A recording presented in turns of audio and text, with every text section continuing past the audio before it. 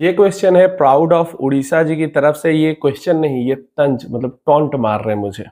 कोई अगर पूछे तो मैक्सिमम 2 से 3 स्मॉल कैप रखो अपने पोर्टफोलियो में कहते हो, और खुद 5 स्मॉल कैप रखे हो पोर्टफोलियो में। ऐसा क्यों? इसीलिए किसी के कहने पे पोर्टफोलियो मत बनाओ, अपने रिस्क के अकॉर्डिंग बनाओ। और मुझे ये नहीं समझ में आ रहा 3 स्मॉल कैप फंड में और 5 स्मॉल कैप फंड में रिस्क आ जाता है क्या? मतलब 5 की जगह अगर 3 स्मॉल कैप फंड रखे हैं तो रिस्क ज्यादा हो गया और 5 स्मॉल कैप में रिस्क कम हो गया। ये सब बकवास बातें हैं, आप समझो इस चीज को पहले। ये कब होता है? जब आप वीडियो का एक छोटा सा सेक्शन देख के वीडियो बंद कर देते हो। पूरा वीडियो देखोगे तभी तो मैं क्या बोल रहा हूं आपको समझ में आएगा। नॉर्मल वेल्थ क्रिएशन का गोल है और कोई गोल है नहीं लाइफ में, बस ज्यादा से ज्यादा पैसा रिटायरमेंट के टाइम पे बनाना है, वेल्थ क्रिएट करना है ह्यूज।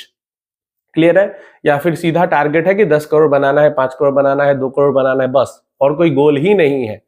तो मैंने उसके लिए बोला है कि 3 स्मॉल कैप फंड बहुत हो जाते हैं, मैक्सिमम हो जाते हैं।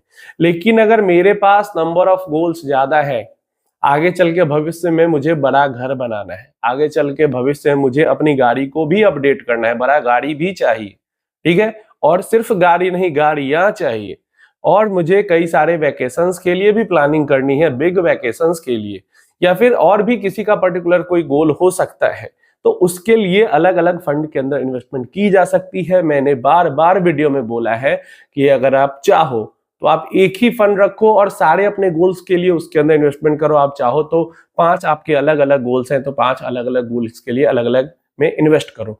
अभी से थोड़े समय पहले तक मेरा इन्वेस्टमेंट सिर्फ 2 स्मॉल कैप फंड के था, अंदर था, 3 भी नहीं, और मैंने बार बार अपने वीडियो में ये बोला भी है। लेकिन अगर गोल कोई क्रिएट होता है, क्लियर है?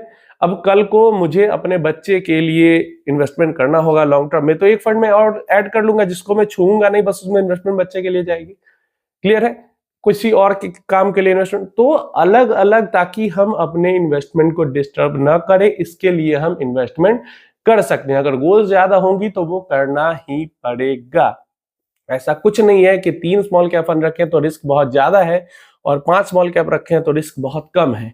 एक भी स्कीम है आज के टाइम पे, अगर एक भी स्कीम के अंदर में इन्वेस्टमेंट है तो उसमें भी डाइवर्सिफिकेशन अच्छा खासा मिल जाता है और रिस्क ना के बराबर होती है। अब क्योंकि इक्विटी मार्केट है तो हम ये नहीं कह सकते कि 100% रिस्क है ही नहीं, लेकिन ना के बराबर रिस्क होता है एक स्कीम के अंदर में भी, और एक स्कीम में भी उतनी ही सेफ्टी है जितनी 5 स्कीम के अंदर में है।